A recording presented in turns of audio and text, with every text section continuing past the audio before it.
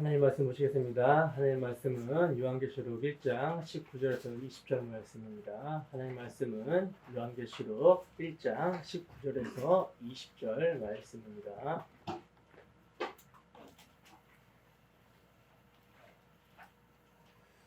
다 찾으셨으면 우리 함께 합독하겠습니다. 시작. 그러므로 내가 본 것과 지금 있는 일과 장차 될 일을 기록하라. 내가 본 것은 내 오른손에 7별의 비밀과 또 7 금촛대라. 7별은 7 교회의 사자요 7 촛대는 7 교회니라.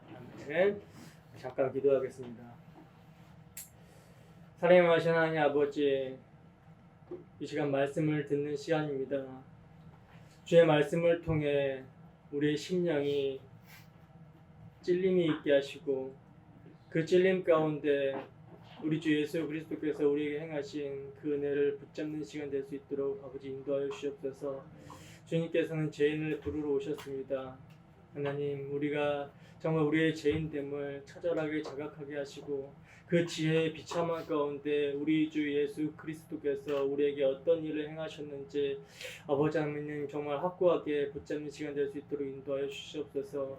하나님 말씀은 살았고 운동력이 있어서 자외의 날선 어떤 근무다 에리하여 우리의 혼과 영과 간절미 고수가 찔러 쪼개고 나무 있다고 하셨사오니 이 시간 우리의 모든 부패함을 들춰내시고 주의 사랑으로 덮는 귀한 시간 될 수 있도록 아버지 하나님 인도하여 주시옵소서. 그래 정말 말씀을 힘입어 우리 주 예수 그리스도 사랑의 강권하심이 아버지 우리의 삶 모든 영역에 있게 하시고 우리의 모든 삶이 예배의 삶의 연장이 될 수 있도록 아버지 인도하여 주시옵소서. 감사드리며 거룩하신 예수님 이름으로 기도드립니다. 아멘. 7별의 비밀, 7별의 비밀이라는 제목으로 하나님 말씀 증거도 하겠습니다. 여러분, 우리가 성경을 볼 때 가장 중요한 관점은 성경은 구속사라는 관점에서 일관성과 점진성과 통일성을 이루고 있다는 거거든요. 일관성과 점진성과 통일성. 그러니까 성경은 구속사, 그러니까 하나님의 구원 계획이라는 하나님의 작전과 뜻이 역사 속에서 하나님의 주권과 섭리 가운데 어떻게 경륜이 되고 어떻게 완성이 되어지는가라는 하나님의 사역, 하나님의 일을 계시하고 있다는 거예요. 그리고 그 하나님의 구원 계획을 이루시는 그 구속사의 핵심과 중심은 우리 주 예수 그리스도시다라는 점을 성경은 아주 일관되게 또 점진적으로 반복적으로 증거하고 있습니다. 여러분, 모든 성경은, 그러니까 66권의 모든 성경이 예수 그리스도를 증거합니다. 모든 성경은 하나님의 감동으로 기록된 하나님의 말씀으로서 성경 자체가 하나님의 말씀임을 스스로 자증하시는데 어떻게 자증하시냐면, 어떻게 증거하시냐면 그 66권의 말씀들이 따로 노는 것이 아니라 그 한 구절 한 구절들이 따로 노는 것이 아니라 유기적으로 연결이 된다는 거예요. 유기적으로 연결이 되어서 예수 그리스도라는 주제로 이렇게 하나로 초점이 맞추어져서 증거가 되고 있다는 거죠. 성경의 여러분 저자는 40여 명이라고 그러거든요. 40여 명의 성경 저자들이 각기 사는 시대가 다르고 환경이 다르고 문화가 다름에도 불구하고 이 사람들이 한 성령으로 영감된 계시를 받아서 기록했기 때문에 동일하게 예수 그리스도를 증거한다는 거죠. 이게 여러분 바로 성경이 하나님의 말씀이라는 강력한 증거가 됩니다. 성경의 자증성. 우리는 이 자증성으로 믿는 거거든요. 그러므로 우리는 66권 그 어느 성경을 본다 하더라도 어떤 책을 본다 하더라도 거기서 예수 그리스도와 그분의 사역을 볼 수가 있어야 된다는 거예요. 그렇다면 이러한 성경에 대한 성경적 관점을 전제로 우리가 계시록을 보게 될 때 계시록도 어떻게 봐야 됩니까? 예수 그리스도와 그분의 사역이 중심이라는 사실을 우리는 읽어낼 수가 있어야 된다는 거죠. 많은 사람들이요 계시록을 오해하는데 그 오해하는 것이 뭐냐면 계시록은 다른 성경들과는 달리 아직 다가오지 않은 먼 미래의 일, 그러니까 세상 끝에 일어나는 일, 즉 종말에 대한 이야기를 시간 순으로 기록한 것이라고 이제 세대주의적으로 이렇게 해석을 한다는 거예요. 그리고 이제 이 계시록이 말한 미래의 종말의 일이 오늘이 말세다라고 하면서 오늘날의 시대라고 주장을 하면서 계시록의 어떤 상징들을 오늘의 현 시대에 일어날 일로 해석을 한다라는 겁니다. 그래서 그런 해석으로 사람들에게 공포를 조장하면서 사람들의 행위에 대한 열심을 부추긴다라는 거죠. 근데 여러분, 이거 완전히 계시록에 대한 오해인 거죠. 이런 계시록에 대한 오해는 어디서 발생하는 겁니까?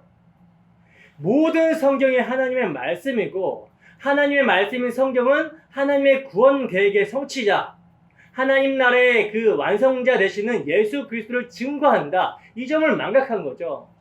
예수 그리스도는 하나님이시며 내지하시며 초월하시는, 그러니까 예수 그리스도는 어제나 오늘이나 영원토록 동일하시다라는 그 전제를 망각해버린다라는 거예요. 그 전제가 계시록에도 동일하게 적용이 된다는 사실을 모르는 데에서 계시록에 대한 오해가 발생을 한다는 거죠. 그러니까 계시록은 아직 다가오지 않은 미래에 있는 그 어떤 내용을 시간 순서대로 기록한 것이 아니라 예수 그리스도께서 십자가에서 죽으심을 통해 이루신 그 일이 무엇인가, 십자가에서 죽으심을 통해 이루신 그 일이 무엇인지를 성령 안에서 요한 사도가 환상으로 보고 있는 거라는 거예요. 그리고 그 죽으심을 통해 이루신 일은 모든 시대, 모든 교회에게 동일하게 적용이 되어야 됩니다. 그러니까 계시록은 앞으로 예수님께서 재림하실 종말의 교회에만 겪게 될 일을 시간 순으로 기록한 것이 아니라 모든 시대, 모든 교회가 동일하게 받아야 되는 복음의 메시지라는 거죠. 다른 말로 모든 시대, 모든 교회에 대한 종말에 관한 메시지라는 거예요. 여러분, 성경에서 말씀하고 있는 역사는요, 성경에서 말씀하고 있는 역사는 끝났습니다. 끝났어요. 다니엘이 마지막 때 이게 계시를 받잖아요. 그래서 바벨론이라는 나라 뒤에 어떤 나라가 등장합니까? 메데바사, 페르시아가 등장을 하게 되고 일어나게 되고, 그 나라가 망하고 그 다음 나라가 어떤 나라예요? 알렉산더, 그리스 헬라 제국이 일어나게 되고, 그 나라가 망해서 또 내 나라로 갈리고, 그 내 나라로 갈린 가운데서 어떤 나라가 등장하게 되죠? 로마라는 나라가 등장하게 되죠. 그리고 그 로마라는 나라가 패권을 차지하고 있을 때 뜨인 돌이 날라와서 그 로마라는 나라를 박살을 내고 영원한 나라가 세워진다라는 계시를 다니엘이 받았다는 거예요. 근데 이 계시가 언제 성취가 됩니까? 언제 성취가 돼요? 예수님이 로마가 패권을 잡고 있었던 그 시기에 오심으로 성취가 된다라는 거죠. 그래서 이제 종말 역사는 끝난 거라는 거예요. 성경의 역사는 예수님이 이 세상에 오신 그 로마 시대를 기점으로 끝이 난 겁니다. 그 이후에 인류의 역사는 발전의 의미가 없다는 거예요. 끝난 거기 때문에. 근데 문제는 우리가 이를 세상적인 어떤 시각으로 보면 도무지 뭐가 끝난 거지? 그리고 도대체 예수님께서 다 이루셨다라고 하셨는데 뭘 다 이루신 거지? 뭘 성취했다는 거야? 이런 생각이 든다라는 거죠. 여러분, 이스라엘 민족들이 다니엘서를 읽으면서 뭘 기대했겠습니까? 그래, 인자 같으니 메시아가 오면 우리를 압제하는 이방 나라는 이제 끝났다. 다 박살날 거야. 그리고 이스라엘 나라가 다윗이 통치했던 그 시기처럼 번창하고 모든 민족 중에 뛰어난 민족이 되어서 많은 이방 민족들이 이스라엘에게 조공을 바치는 그런 나라를 기대했었겠죠. 우리도 이스라엘처럼 그렇게 메시아를 생각하지 않습니까? 늘 구원이라는 것을 우리 기준으로 생각하잖아요. 그래서 내가 가난하고 어떤 무시를 당하면 이런 나의 상황과 환경에서 메시아는 구원해 주셔야 되는 그런 분으로 생각을 한다는 거죠. 그래서 사람들의 구원관은 뭡니까? 자신들의 기준에서 어떤 안 좋은 상황이 좋은 상황으로 바뀌는 걸 구원이라고 생각을 합니다. 가난한 사람은 여기서 벗어나서 부자가 되는 걸로 이걸 구원이라고 생각하고, 병든 사람은 병에서 낫는 것을 구원이라고 생각하고, 죽음이 두려운 사람은 영원히 살고 싶기 때문에 영원한 생명을 구원이라고 생각을 한다는 거예요. 그래서 종교 사건들은 이걸 기가 막히게 이용하죠. 사람들의 종교성을. 그래서 기복주의의 복음을 파는 거예요. 세일즈하는 거죠. 어떻게 살지 합니까? 여러분, 예수님께서 우리의 죄를 대신해서 죽어주셨기 때문에 이제 우리는 이 세상에서 가난하고 병들고 어렵게 살 필요가 없습니다. 우리가 이렇게 산다라는 것은 믿음이 없어서 그렇게 사는 거예요. 정말 믿음이 있으면 우리는 이 세상에서 복을 받고 하늘마다 잘 되고 잘 살아야 됩니다. 이렇게 복음을 판다라는 거죠. 그러나 분명하고 명확하고 단호하게 말씀을 드리지만 여러분, 이거 복음 아니라는 거예요. 여러분, 예수님께서 이 세상에서 오셔서 하신 일이 뭡니까? 도대체 뭘 하셨습니까? 당시 유대 지도자들에 대항해서 민중들을 이렇게 막 선동해갖고 혁명을 일으키셨습니까? 아니면 군대를 모아서 로마와 전쟁을 했나요? 아니죠. 하나님의 말씀 자체이신 자신을 자진하시고 스스로 계시하시고 십자가에서 아무 힘없이 죽으셨다는 거예요. 당시 유대 지도자들과 그들에게 선동당한 민중들에 의해서 또 서로 원수였던 로마 총독 빌라도와 유대왕 헤롯이 당일에는 친구가 되어가지고 예수님을 십자가에 매달아 죽였다는 겁니다. 누가 봐도 실패한 죽음이에요. 메시아 구원자가 죽었다는 거예요. 아니, 메시아 구원자면 살아가지고 우리나라를 부강하게 해주고 나를 잘되게 해줘야지. 우리나라, 우리 민족을 압제 가운데서 건져줘야지. 강하게 만들어줘야지. 왜 죽어, 메시아가?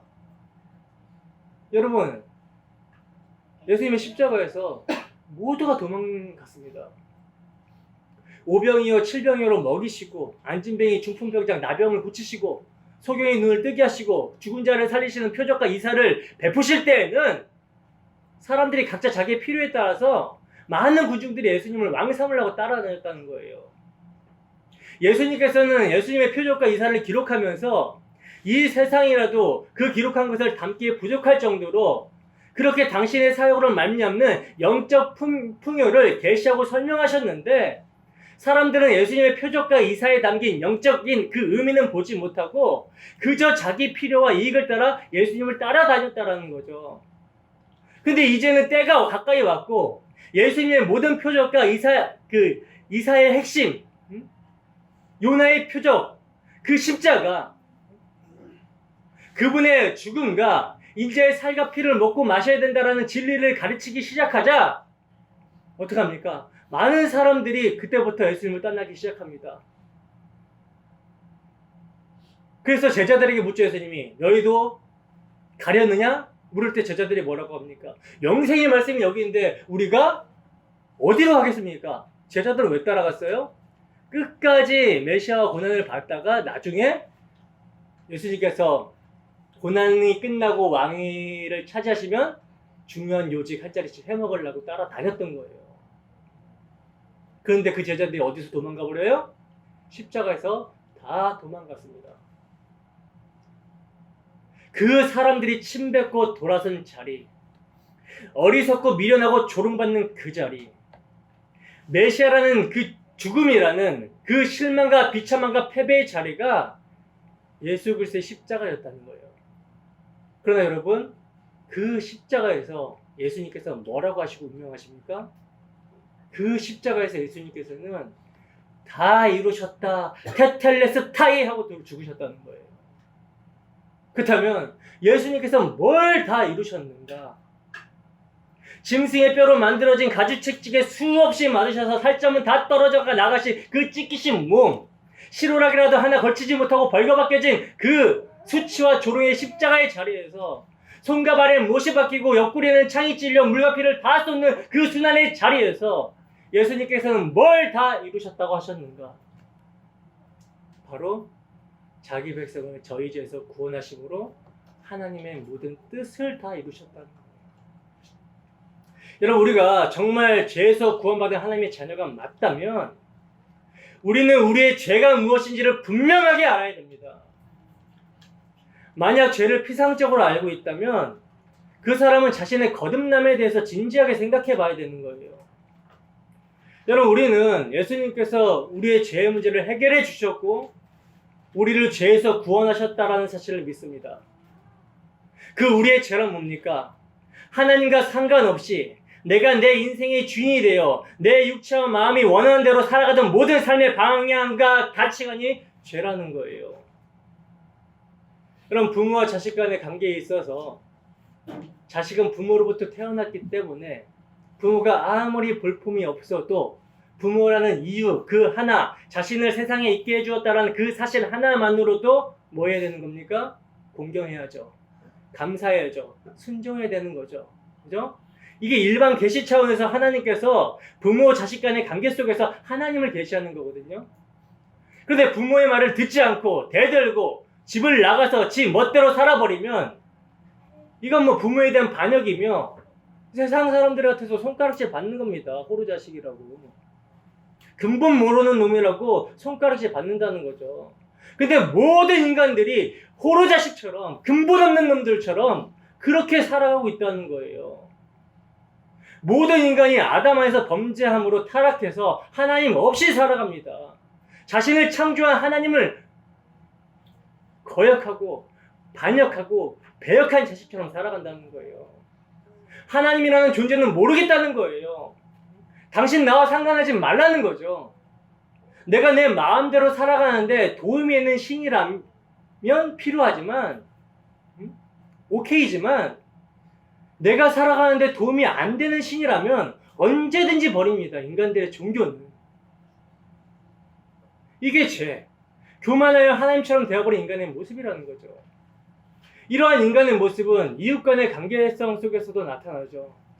창조주 하나님께서 맺어주신 이웃과의 관계는 뭡니까? 하나님께서 너희를 섬겨주셨듯이 너희도 서로 섬겨라, 사랑하라 라는 그 사랑의 대상이 이웃인데 이러한 관계를 뭐가 깨트려버려요? 죄는 깨트려버린다는 거예요.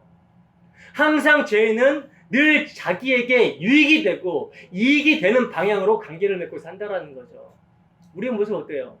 떠올려보면 됩니다. 내게 이익이 되면 관계를 맺고 이익이 안 되면 끊어버리고 그리고 이해타산이 안 맞으면 언제나 관계를 끊고 적대감을 갖는다는 거죠. 모든 삶이 자기의 이기적인 자아의 이익을 위해서 살아갑니다. 이게 죄인의 모습이라는 거예요. 윤리와 도덕과 사회법으로 자기 이기심을 억제하면서 살아가지만 늘 자기를 기준으로 법이라는 것도 타고 넘어가고 싶은 것이 사람들의 죄성이라는 겁니다. 그러면서도 뭐합니까? 늘 아닌 척 가면을 쓰고 외식을 하면서 살아가고 있다는 거죠. 여러분 이런 모습이 허물과 죄로 죽은 죄인의 모습이라는 거예요. 흙으로 태어나서 흙으로 돌아가는 가정 가운데 나오는 모습이란 나라는 존재의 가치에 매여가지고 세상 정신의 종노릇을 하다가 죽는 겁니다. 수고와 슬픔뿐이 인생이며 죄의 결과 늙고 썩어지고 병드는 것은 필연적 과정이라는 거예요. 하나님이 없는 인생들은 늘 주어진 삶의 원망과 불평을 하다가 아각거리면서 죽는 겁니다. 그리고 그 죽음 이후에는 심판이 있죠. 심판을 받아 영원히 지옥에 떨어지게 됩니다. 하나님께서 일반 은총까지 거두어 가버린 그 이기적인 자아가 통제가 되지 않는 그곳, 모두가 자기만을 위해 사는 좀비의 소굴에 꺼지지 않는 그 불 속에 영원히 살게 되는 거라는 거예요. 여러분 너무나 끔찍하지 않습니까? 예수님께서 바로 우리를 이러한 죄에서, 죄의 삭신, 사망에서 하나님과의 관계가 단절된 곳에서 우리를 건지셨다는 거예요. 당신의 십자가에서 이 죄의 문제를 완전하게 해결해 주신 거란 말입니다. 여러분 모두가 죄화물로 죽어있는 자들이었고 죽은 자가 죽은 자를 낳는 세상입니다. 반역자들의 나라이며 세상이라는 거예요. 멸망받을 세상이란 말입니다. 예수님께서는 이런 세상에서 우리를 구원하러 오실 이유가 전혀 없어요. 우리를 구원하시려고 세상에 오실 이유가 전혀 없습니다. 그러나 긍휼이 풍성한 하나님께서는 당신의 영광을 드러내시고자 삼위 하나님의 언약 안에서 택하신 자들을 예정하시고 모두가 죽은 자들 가운데 택하신 자들을 건져내시는 거예요. 근데 그들을 어떻게 건져내시냐면 하나님의 아들 삼위 하나님의 제2위격이신 성자 하나님께서 사람의 모습으로 오신 거라는 거죠. 성자 하나님을 사람의 모습으로 보내셔서 택하신 자들의 죄가 되게 하심으로 아무 죄 없으신 예수님이 죄인으로 여김을 받으시다 십자가에 죽으시는 거예요. 예수님께서는 창세 전에 삼위 하나님의 그 언약 안에 있는 택하신 자들의 모든 죄를 용서하시고 없이 하시고자 그들의 죄가 되셔서 그들을 짊어지고 그들을 품에 안으시고 그들과 함께 십자가에서 죽으셨습니다. 예수님께서는 사람이 누구에게 범죄했습니까? 하나님께 범죄했기 때문에 사람의 대표로서 하나님 앞에서 택하신 자들의 그 죄를 대신해서 심판을 받으시는 거고, 또한 유한한 인간이 무한한 하나님께 범죄함으로써 받는 형벌은 무한한 형벌이기 때문에 예수님께서는 참 하나님으로서 영원한 형벌을 택하신 자들을 대신해서 받으신 거라는 거예요. 온전한 중보자가 되시는 거라는 거죠. 참 하나님과 참 사람으로서 우리의 대신이 되신 거란 말입니다. 이로써 하나님의 율법의 강령, 율법을 요약하고 압축하고 성경을 요약하고 압축한 그 강령, 하나님과 이웃 사랑을 성취하신 거란 말입니다. 어디서? 십자가에서. 예수님께서는 아버지를 사랑하심으로 아버지의 뜻을 따라 택하신 자들의 죄가 돼서 아버지로부터 우리에게 버림을 받으셨고, 이것이 아버지를 믿음으로 십자가에 죽기까지 순종한 모습으로 나타나신 거예요. 엘리 엘리 라막 사박다니 하면서 하나님께 버려져야 되는 죄인인 우리에게로 예수님께서는 버려지셨습니다. 또 예수님께서는 사랑받을 자격이 없는 우리 같은 죄인을 사랑하셔서 우리의 친구가 되어주시고 우리의 형제가 되어주시고 우리의 이웃이 되어주심으로써 우리를 위해 목숨을 버리심으로써 친구를 살려내시는 최고의 이웃 사랑을 성취하셨다는 거예요.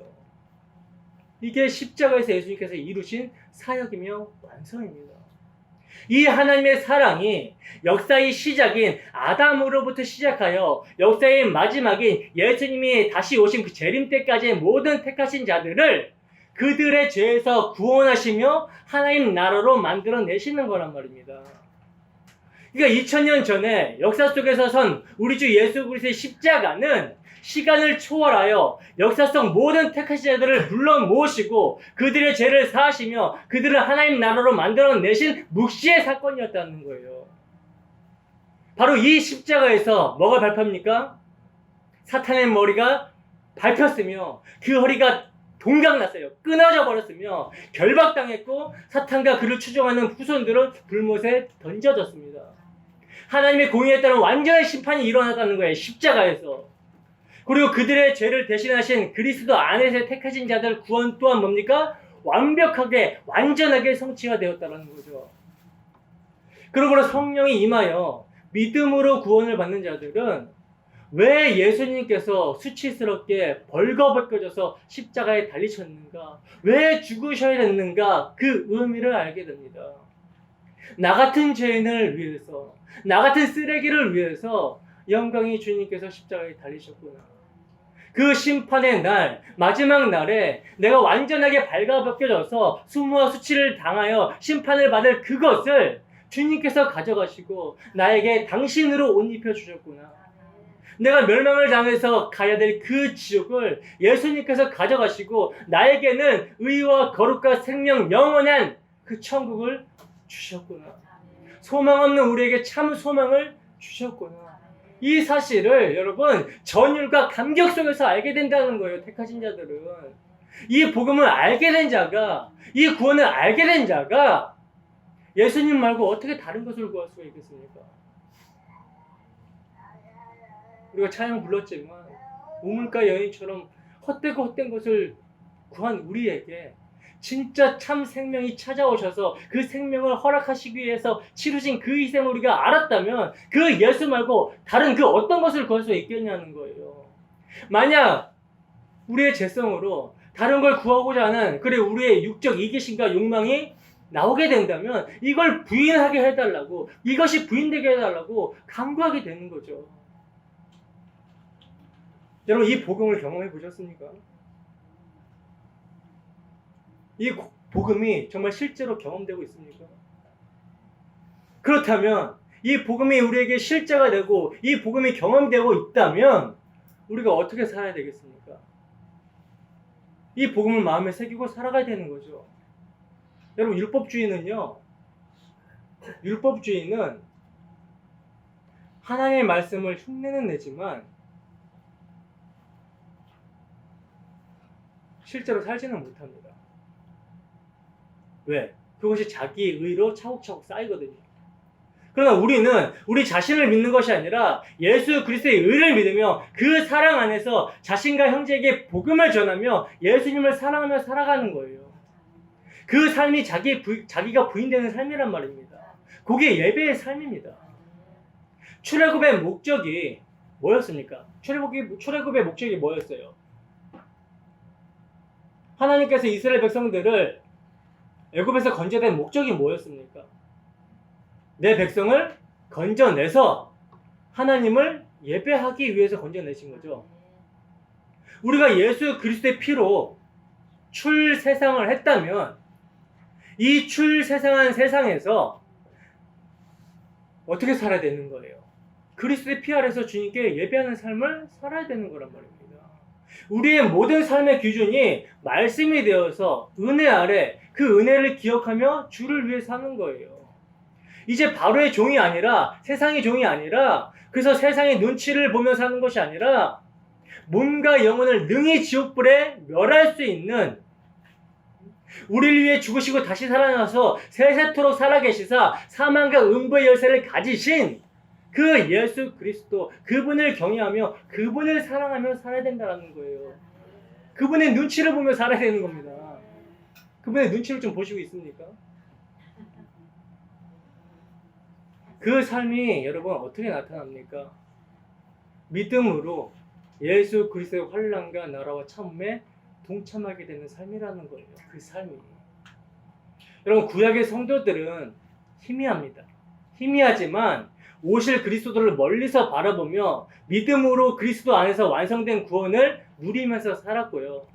오늘날 우리는 이미 예수 그리스도가 오셔서 다 이루셨기 때문에 그 오신 그리스도들을 바라보며 역사 속 2000년 전에 실제로 그 희생 십자가 그래서 묵시를 이루신 그 십자가를 바라보며 그 십자가에서 다 이루신 하나님 나라를 소망하면서 그 나라를 믿음으로 누리며 살아가는 것입니다. 그래서 예수 그리스도는 어제나 오늘이나 영원토록 동일하다고 성경이 증거하고 있는 거라는 거죠. 그렇기 때문에 계시록의 말씀도 오늘 우리가 읽고 듣고 지켜야 되는 복음의 말씀이라는 거예요. 본문 19절입니다. 읽습니다. 시작. 그러므로 내가 본 것과 지금 있는 일과 장차 될 일을 기록하라. 그러므로라고 말씀하고 있죠. 이게 앞의 문맥과 연결 접속사거든요. 이 그러므로 때문에 제가 지금 우리가 그동안 했던 거를 요약해서 말씀을 드렸던 거예요. 사도 요한이 본 예수님의 모습이 어떤 모습입니까? 사도가 예수 그리스도를 묘사하고 있는 여러 구절들을 보면서 우리가 이제 한 구절 한 구절 살펴보면서 십자가에 못 박히신 나사렛 예수가 영광과 권위와 능력을 가지신 하나님이시다라는 사실을 우리는 알 수가 있었죠. 그분은 영광과 나라와 권세를 회복하신 왕이요 제사장이요 선지자의 모습으로 우리 교회와 성령으로 항상 함께 하시는 분이라는 사실을 우리는 알 수가 있었다는 거예요. 그러므로 우리가 정말 성령 안에서 말씀을 통해 십자가에 감추어진 예수 그리스도의 영광을 보게 될 때 우리는 어떻게 돼요? 그 영광 앞에서 정말 통곡하며 죽은 자처럼 엎드려질 수밖에 없고 이렇게 정말 말씀 앞에서 죽은 자처럼 엎드러지게 될 때 뭡니까? 우리 주님께서는 그 오른손을 우리에게 얹으시고 두려움 말라고 하시면서 우리를 일으켜 주신다라는 거죠. 이 경험을 우리가 해야 된다는 거예요. 이런 주님의 은혜가 오늘도 충만하기를 소원합니다. 그래서 오늘 본문을 보시면 예수님께서는 사도 요한에게 뭐라고 말씀하십니까? 내가 본 것과 지금 있는 일과 장차 될 일을 기록하라고 사도에게 말씀하고 있죠. 말씀하고 있는데 많은 사람들이 여러분 이 대목에서 오해를 합니다. 어떤 오해를 하냐면 장차 될 일 여기에서 이제 오해를 한다라는 거죠. 그래서 지금 예수님께서는 요한 사도가 앞으로 보게 될 내용에 대해서 말씀하고 있는 것이지, 그러니까 앞으로 보게 될 내용, 그러니까 장차 될 일이라는 것은 요한 사도가 앞으로 보게 될 환상의 내용, 그것을 말하는 것이지 미래의 종말에 벌어질 일을 기록하고 있는 것이 아니라는 거예요. 그러니까 정리하면 예수님께서는 사도 요한에게 내가 본 것을 기록하라고 하시죠. 사도 요한이 뭘 봤습니까? 큰 음성으로 자신에게 말씀하시는 예수님을 보잖아요. 그 예수님이 교회 사이에 계시면서 그 오른손으로 7뼈를 붙들고 있는 모습을 보지 않습니까? 이게 내가 본 거예요. 그리고 지금 있는 일은 뭡니까?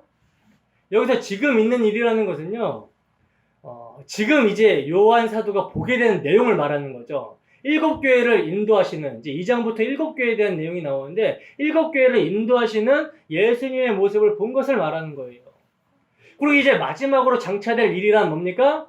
앞으로 요한 사도가 보게 될 내용. 그러니까 주님께서 요한 사도에게 계속해서 보여줄 내용을 말씀하고 있는 거라는 거죠.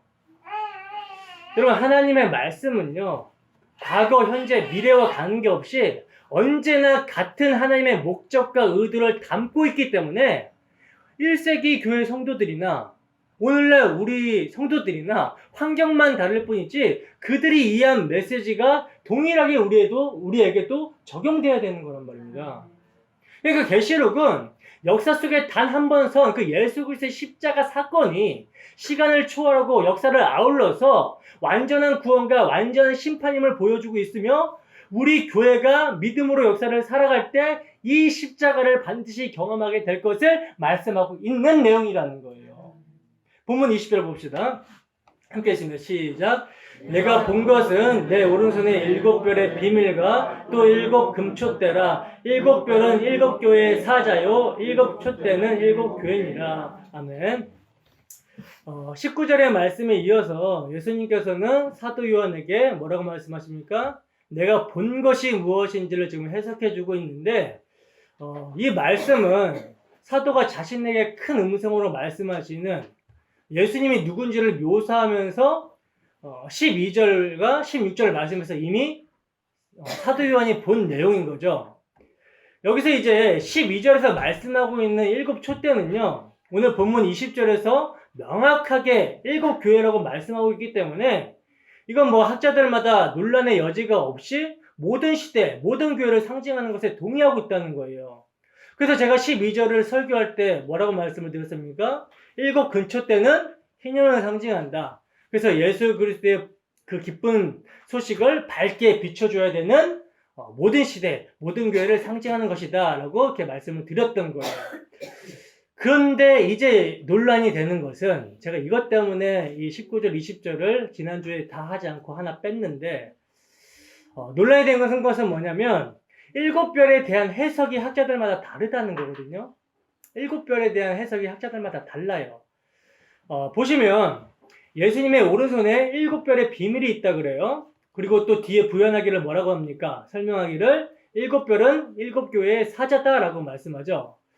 그래서 이제 이 사자가 천사냐 아니면 교회 지도자냐 이렇게 의견이 분분하다는 거예요. 그래서 우선 저는 일단 천사는 아니라고 생각이 됩니다. 천사는 아니라고 생각을 하는데 그 이유가 뭐냐면 지금 예수님께서 7별을 어떻게 하고 있어요? 당신의 오른손으로 붙잡고 있다라고 말씀하고 있기 때문에 천사는 아니라고 생각을 한다는 거예요. 왜? 여러분 항상 성경은요 오른손, 그러니까 하나님의 오른손 이런 표현은 하나님의 어떤 권능, 강함, 영광, 정의, 진리, 보호, 심판 이런 것들을 의미하거든요. 그래서 하나님의 오른손은 택하신 자들에게는 구원이 되지만 하나님을 대적하는 악한 자들에게는 뭐가 됩니까? 심판의 손이 된다는 거예요. 십자가도 마찬가지죠. 믿는 자들에게는 구원이지만 믿지 않는 자들에게는 믿지 아니함으로 말미암아 정죄고 심판이 되는 거죠. 출애굽기 15장 6절 봅시다. 출애굽기 15장 6절 함께 했습니다. 시작. 여호와여 주의 오른손이 권능으로 영광을 나타내시니이다. 여호와여 주의 오른손이 원수를 부수시니이다. 시편 17편 7절 말씀도 있습니다. 시작. 주께 피하는 자들을 그 일어나 치는 자들에게서 오른손으로 구원하시는 주여 주의 기이한 사랑을 나타내소서. 아멘. 지금 제가 대표적으로 두 구절만 찾아봤는데 제가 이제 설교를 준비할 때 성경 구절을 쫙 뽑아요. 쫙 뽑아서 관련 성경 구절을 선거를 쫙 뽑아서 이제 성경으로 증거를 대야 되니까 제가 하는 말이 성경적이라는 것을 증거를 대야 되니까 성경 구절을 쫙 봤는데 대표적으로 지금 두 구절만 찾았어요. 너무 많아서. 여러분 성경에는요 하나님의 오른손이 항상 성도들을 보호하고 성도들을 지키는 성도와 관련이 돼서 나타나고 있지, 천사가 하나님이나 예수님의 오른손에 있는 것으로 표현되는 구절이 단 한 군데도 없다는 거예요. 그렇기 때문에 여기서 일단 천사는 뭐예요? 예수님께서 붙들고 계시는 7별이 아닙니다. 그러면 이제 천사는 이제 배제하는 거예요. 배제하고 지금 용례를 좀 살펴봐야 되는데, 사자라는 용례를 살펴보겠습니다. 우선 사자라는 말이 구약에서는 말라크라는 말로 쓰였거든요. 말라크라는 말로 쓰였는데 그 뜻이 뭐냐면 파견하다, 소식을 전하는 자, 특사, 사신을 의미한다는 거예요. 그래서 구약 성경을 보면은 구약에 이제 하나님께서 보내시는 소식을 전하도록 보내시는 자들을 보면은 구약 시대에도 예수님께서 뭐 천사의 모습으로 사람의 모습으로 이렇게 등장을 하잖아요. 인재의 모습으로. 그래서 예수 그리스도도 여호와의 모습으로 등장을 합니다. 그래서 성경의 여러 곳에 보면 모세가 여호와를 보았다. 그리고 또 다니엘서에 이제 보면은 다니엘 세 친구와 함께 풀무불에 들어간 인자 같은 모습. 근데 그 모습들이 이제 예수님의 모습을 상징하는 거고, 마누와 기드온이 본 그 이제 여호와의 그 천사장. 이것들이 이제 다 예수님을 상징한다라고 이야기를 하고 있다는 거예요. 그리고 또 천사, 또 선지자, 이 모두를 뭐라고 표현하냐면 말라크, 사자라고 그랬어요. 그리고 오늘 본문에서 쓰인 사자라는 말은 이제 헬라어로 앙겔로로 번역한 말인데, 이 말도 역시 소식을 가져오다에서 파생된 말로서 하나님으로부터 보냄을 받아 소식을 전하는 자, 이런 의미가 있거든요. 뭐 천사로도 볼 수 있지만 아까 제가 성경에서 하나님의 천사를 오른손으로 보호하고 있지 않다라고 그랬어요. 그런 표현이 없다라고 말씀을 드렸죠. 그래서 이거를 이제 배제하고, 그래서 제가 이제 이 부분을 해석하려고 성경에서 별이 나오는 부분을 다 찾아봤습니다. 그래서 어제 굉장히 늦게 잤어요.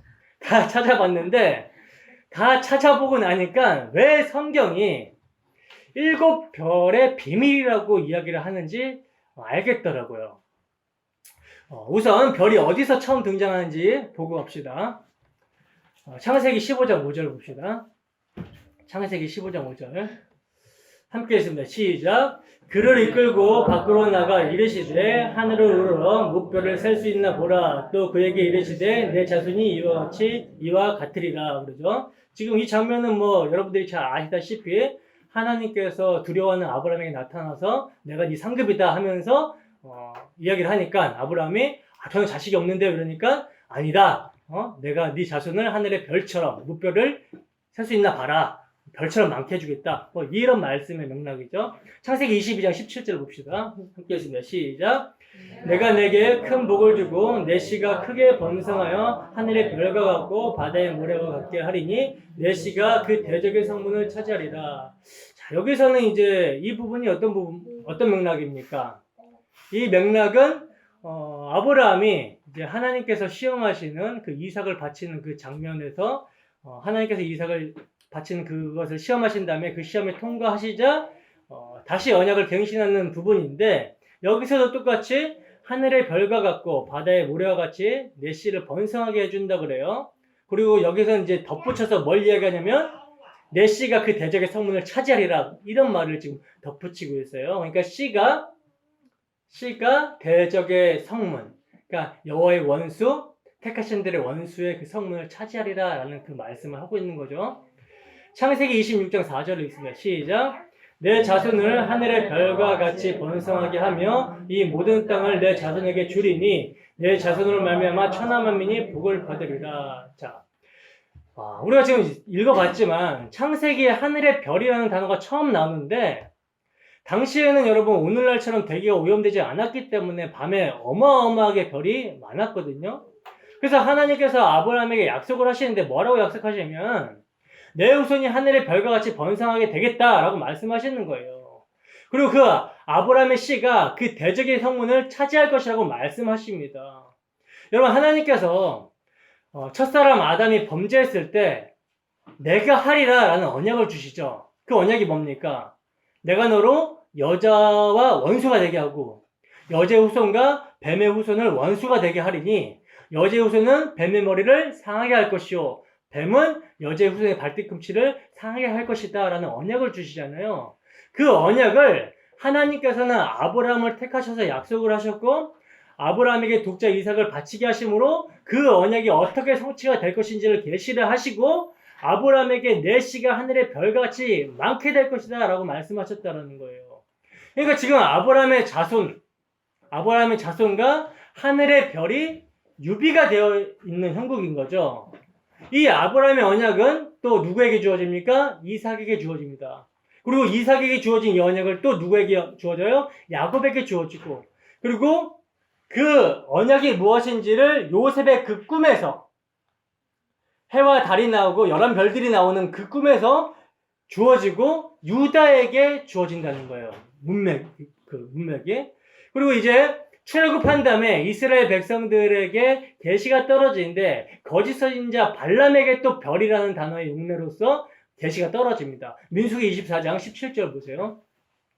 민수기 24장 17절 함께 했으면 시작. 내가 그를 보아도 이때 일이 아니며 내가 그를 바라보아도 가까운 일이 아니로다. 한 별이 야곱에게서 나오며 한 그가 이스라엘에게서 일어나서 모압을 이쪽에서 저쪽까지 쳐서 무찌르고 또 셋의 자식들을 다 멸하리로다. 아멘.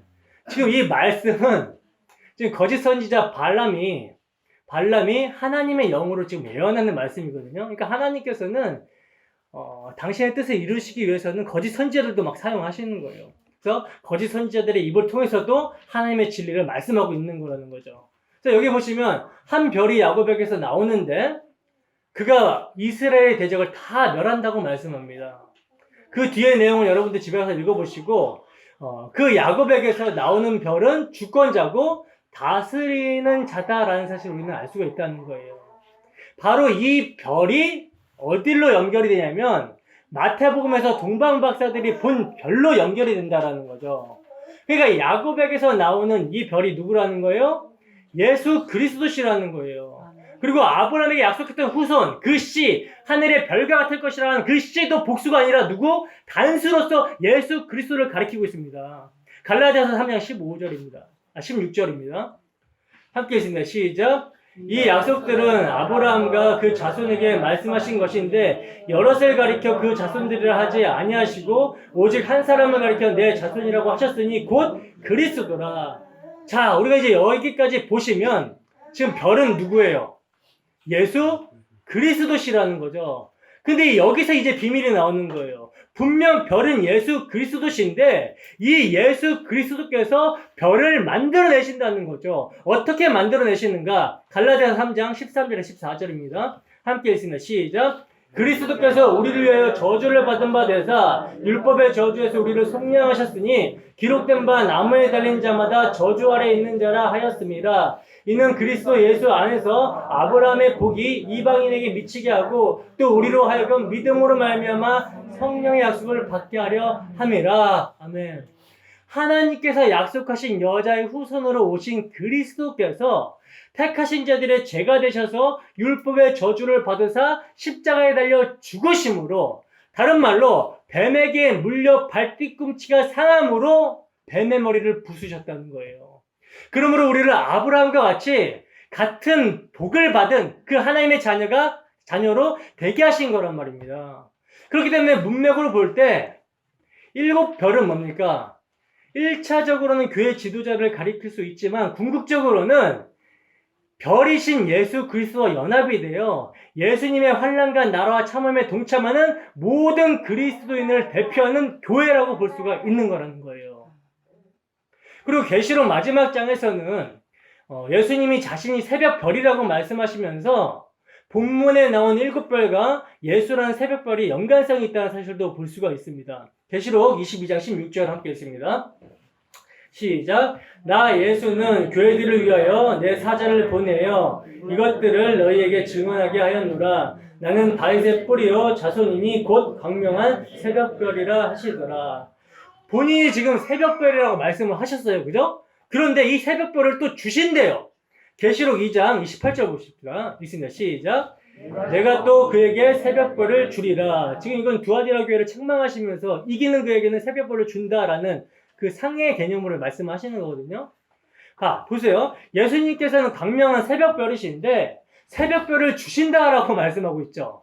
그러니까 여러분, 우리가 이제 제가 누누이 말씀드리는 이 연합의 개념, 유니온 크라이스트라는 이 연합의 개념이 정리가 되지 않으면 성경을 전혀 이해할 수가 없는 거예요. 예수님과 연합된 자들에게 예수님께서는 당신을 주신다라고 말씀하신단 말입니다. 즉 예수라는 별과 연합된 성도 한 사람 한 사람 또한 주님께서는 별이라고 부르신다라는 거죠. 그리고 이렇게 예수님과 연합이 된 별들, 교회는 성령의 인도하심 가운데 예수님이 가신 그 길을 그대로 따라가면서 전쟁을 치르게 된다라는 거예요. 어떤 전쟁? 영적 전쟁. 육적 자와 탐심에 대해서 세상에 대해서 죽는 그 십자가로 승리하는 그 전쟁을 치르게 된다라는 겁니다. 사사기 5장 20절 봅시다. 사사기 5장 20절 함께 했습니다. 시작. 별들이 하늘에서부터 싸우되 그 다니는 길에서 시스라와 싸우더라. 지금 이 말씀은 뭡니까? 사사 드보라가 가나안 왕 야빈의 그 군대를 승리로 이끄신 그 여호와를 찬양하는 장면이거든요. 여러분, 구약의 이스라엘의 전투는 다 예수 그리스도의 십자가의 전쟁을 상징하고 있는 거예요. 바울 사도가 말씀하고 있는 것처럼 우리의 싸움은 뭡니까? 혈과 육이 아니라 통치자들과 권세자들과 이 세상의 그 어둠의 주권자들과 하늘에 있는 악의 영들을 상대한다라고 말씀했던 것처럼 우리의 싸움은 영적 전쟁이라는 거예요. 예수님께서 십자가에서 다 이기신 전쟁을 우리는 믿음으로 싸워 나가야 되는 거란 말입니다. 근데 그 전쟁이 어떤 전쟁이에요? 예수님께서 이미 십자가로 완료하고 승리한 전쟁이라는 거죠. 그러므로 뭡니까? 두려워하지 말고 믿음으로 나가라는 겁니다. 여러분, 별은 누구라고 했습니까? 예수 그리스도 안에서 승리한 교회이며 예수 그리스도를 말미암아 그 안에서 천상의 존재가 된 자들을 교회라고 하는 거예요. 그래서 이미 하늘에 앉혔다라고 바울 사도는 표현하고 있고 이미 영화롭게 되었다라고도 표현하고 있습니다. 연결이 되는 거예요, 계시록이랑. 그리스도 안에서 천상의 교회가 된 자들은 이미 영화롭게까지 된 그 교회라는 그 천상의 교회가 된 자들은 이 역사 속에서 예수 그리스도의 전쟁을, 그 십자가를 이 땅 가운데 드러내며 살게 된다라는 거예요. 예수 그리스도를 의지하고 예수 그리스도를 믿는 싸움입니다. 이 땅에서 우리의 싸움은 우리의 힘으로 하는 것이 아니라 예수의 전쟁이며 예수께서는 그 전쟁에서 이미 승리하셨고 우리는 그 안에서 승리한 자가 되어 있기 때문에 성경은 담대하라고 말씀하고 있는 거예요. 두려워하지 말라는 겁니다. 여러분, 요한 사도는 사사기에 이런 표현을 가져다가 당시 초대교회 성도들에게 용기와 확신을 불어넣고 있다는 거죠. 너희의 전쟁은 하나님의 전쟁이다. 하나님께서 십자가로 승리하셨다. 그러니 너희의 역사 삶이 아무리 고단하고 힘들어도 낙심하지 말아라. 7별을 내가 붙잡고 있다. 아니, 내가 너희 안에 있다. 라고 말씀하시는 거란 말입니다. 그러니까 교회의 성도는 주님의 능력과 권위로 붙들려 있기 때문에 마귀의 공격에 절대로 멸망하지 않는다는 거예요. 낙심할 수 있지만 다시 일어섭니다. 의인은 7번 완전하게 넘어진 것 같이 보이지만 일어섭니다. 왜? 누가 붙잡고 있기 때문에? 그리스도가 붙잡고 있기 때문에. 요한복음 10장 28절입니다. 함께 했습니다. 시작. 내가 그들에게 영생을 주노니 영원히 멸망하지 아니할 것이요 또 그들을 내 손에서 빼앗을 자가 없느니라. 아멘. 자, 이제 정리합시다. 요한 사도가 본 것을 정리하겠습니다. 예수님은 지금 그 권능의 오른손으로 여러분들을 붙들고 계십니다. 예수님은 그 주석 같은 발로 교회를 지키고 계시며 예수님의 불꽃 같은 눈이 여러분들을 지켜보고 있습니다. 예수님의 칼날 같은 말씀이 세상을 심판하시며 우리를 보호하고 계시며 예수님의 나팔 같은 말씀이 많은 물소리 같은 말씀이 우리를 격려하시며 책망하며 우리를 그리스도 안에서 거룩한 자로 살게 만드시고 있습니다. 그분은 대제사장으로서 우리의 제사를 영단번에 드리셨고 그분은 이제 살아나셔서 세세토록 왕의 권세를 받으셨으며 그분과 우리는 연합이 되어 공동 상속자가 되어 영원히 왕노릇할 자들이 되었다는 거예요. 7별이 우리를 붙들고 있다는 겁니다.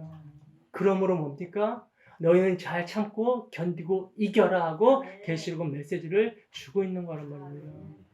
여러분, 우리 조상들은 신사참배를 거부하면서 못이 박힌 송판 위를 걸어야 했습니다. 신사참배를 거부하면서 교수대에 달려야 했다는 거예요. 매달려야 했다는 거예요. 예수비를 믿는다라는 이유로 공산당들의 손에 처참하게 죽어갔습니다. 그래도 우리의 신앙의 선배들은 그 기쁘게 그 길을 갔던 것을 잊지 마시기 바랍니다. 오늘날 예수를 믿는데 박해가 없다고요? 아니요. 천만의 말씀. 우리가 범사의 그를 인정하고 살아보십시오.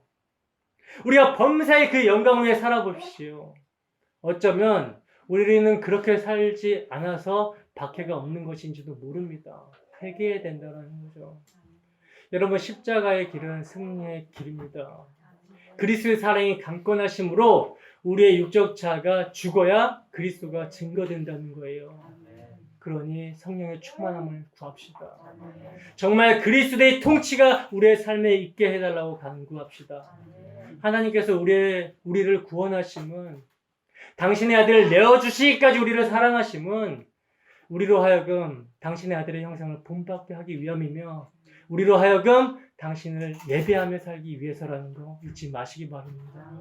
한 주 동안도 당신의 피로 값주고 사신 교회를 능력의 오른손으로 붙들고 계신 우리 주 예수 그리스도 안에서 범사의 하나님을 예배하는 믿음으로 살아가는 우리의 삶이 되기를 주님의 이름으로 축원합니다. 기도하겠습니다.